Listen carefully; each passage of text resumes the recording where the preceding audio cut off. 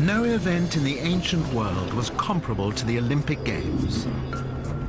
They were held every 4 years and without a break for nearly 12 centuries.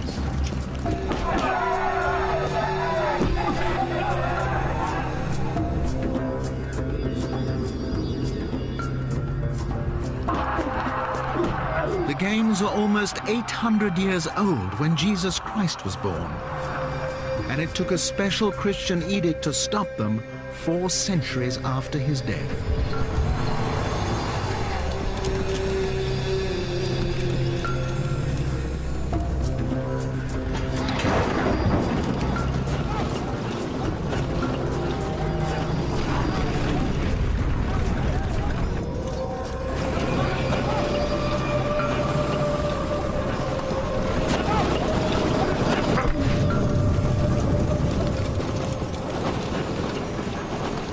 The ancient Olympics were abandoned and long forgotten, but returned in our modern age as the inspiration for the most prestigious sporting event on Earth.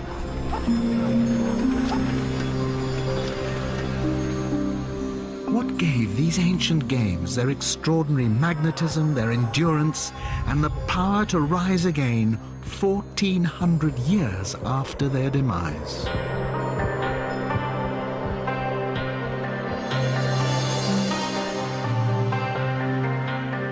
When Greek culture and influence were at their height, the ancient Olympic Games drew tens of thousands of people by road and sea from Greek colonies scattered along the entire length of the Mediterranean and the shores of the Black Sea, all the way between the future lands of Russia and Spain.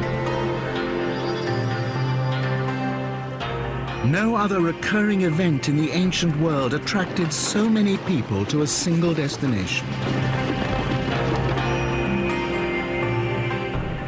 Aristocrats on horseback or riding chariots, the poor on donkeys, carts or on foot, food sellers and merchants loaded with supplies, all traveling in the heat of high summer towards Olympia, the permanent site of the Games, in a remote corner of the Peloponnese, and in those days, far from any important city.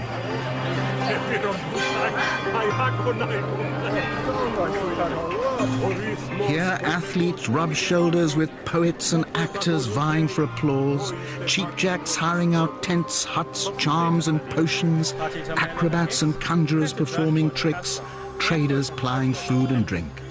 The heat, noise, dust, flies and overcrowding must have been intolerable. The Olympic village of old was a shanty town at the edge of a sacred site. At the heart of Olympia, the temple of Zeus, dedicated to the supreme god of Greek mythology. According to legend, Zeus took possession of this place after hurling a thunderbolt from the summit of mighty cloud-capped Mount Olympus, where he had sat enthroned. A colossal statue of the god, fashioned in ivory and gold, dominated the temple dedicated to his name, one of the 7 wonders of the ancient world. The original Olympic Games were sacred, a religious ritual performed every 4 years.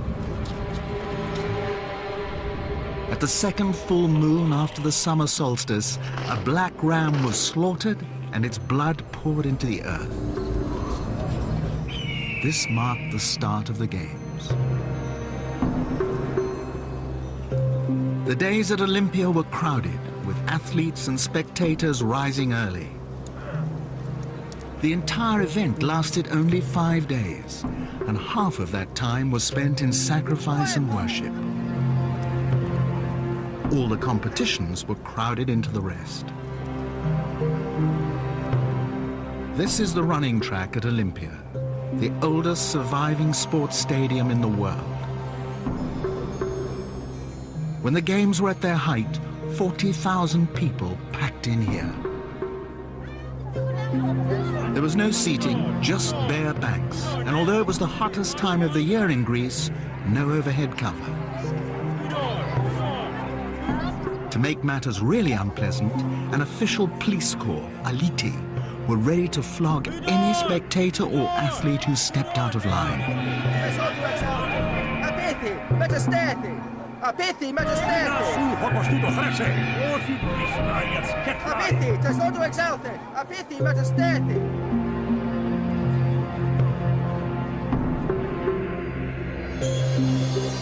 The first athletes to make their triumphal entry into the stadium were the superstars of the ancient games, the sprinters.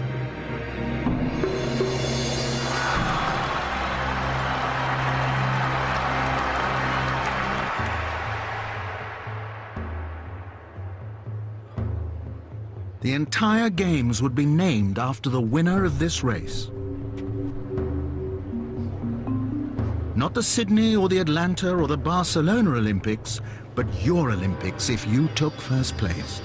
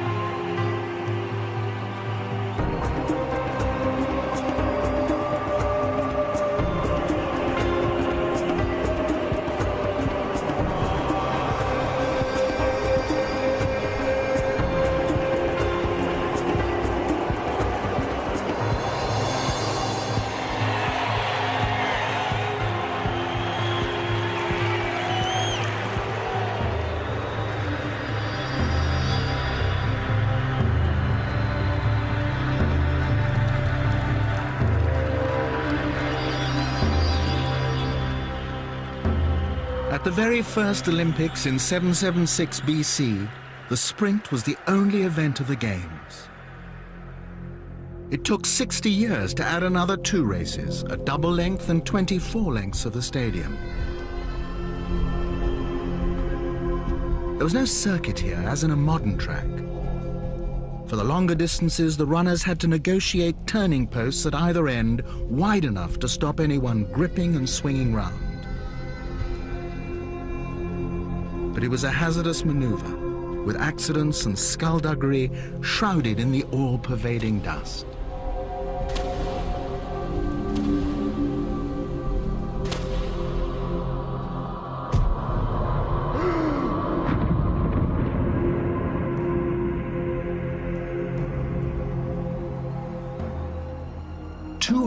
Years would elapse before another running event was introduced to the Games, the race in armor, the hoplitodromos.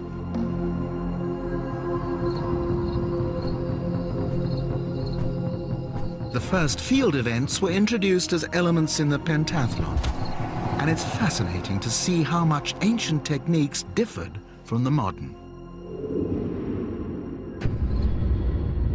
We shouldn't imagine a discuser poised in a circle and doing some nice, neat rotational turns and slinging this nice aerodynamic thing into the distance.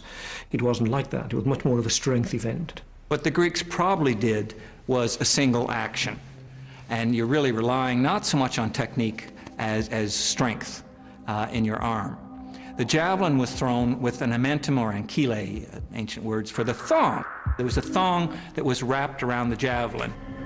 And you threw it essentially with the same technique, but the thong produced a rifling effect.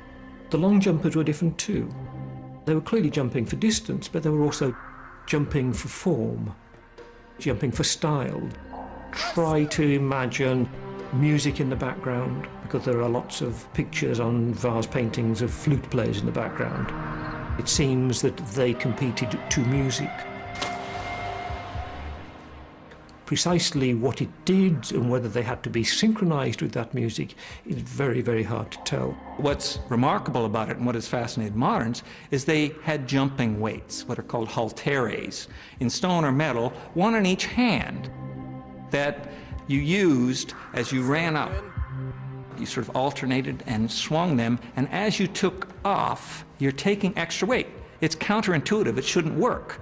But what it's doing, after you get to the top of your jump, you start pushing back with these and actually jettison them. If you get a modern athlete to jump with weights and discard them partway through the jump, then they usually make a mess of it. It's not the modern event with weights, it's a completely different event.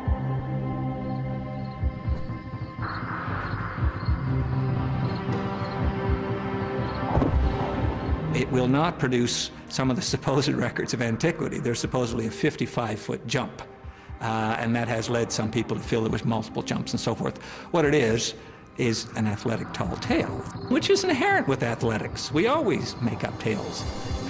But all of this with no electronic scoreboard, no stopwatch, no calculator, nothing, keeping the crowd interested and entertained and getting it all done without any serious problems, when we today can't do this at a high school meet without difficulties.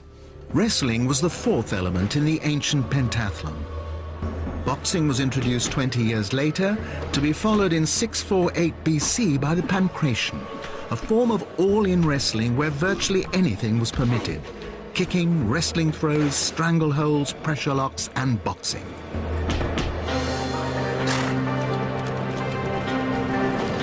But the most spectacular new addition of this era was the chariot race, which robbed the sprint of its proud position as the opening event of the Games.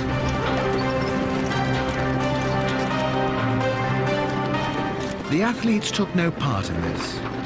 Charioteers were usually the slaves of wealthy aristocrats who could afford the phenomenal cost of breeding and transporting horses at that time. Over the centuries, the ancient games evolved from a local event with just one foot race to the most prestigious festival in the ancient world.